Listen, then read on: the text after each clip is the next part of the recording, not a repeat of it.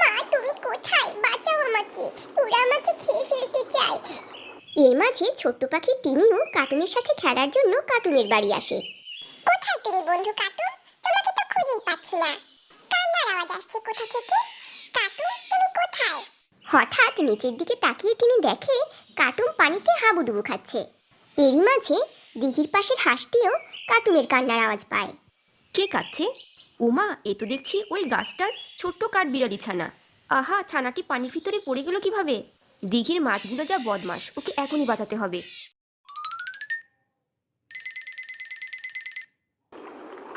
এরপর টিনি পাখি আর হাঁস মিলে কার্টুনকে টেনে মাটিতে তুলে আনে।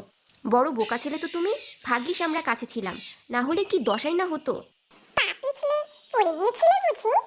না, আমি নিজেই লাফ দিয়েছিলাম। অ্যাঁ, কি সর্বনাশ! অমনটি আর কখনো করতে যেও না। বন্ধুরা, পরের পর্ব দেখতে চ্যানেলটি সাবস্ক্রাইব ও লাইক করে দিবেন, আর ফেসবুক পেজ থেকে দেখে থাকলে ফলো করে দিবেন।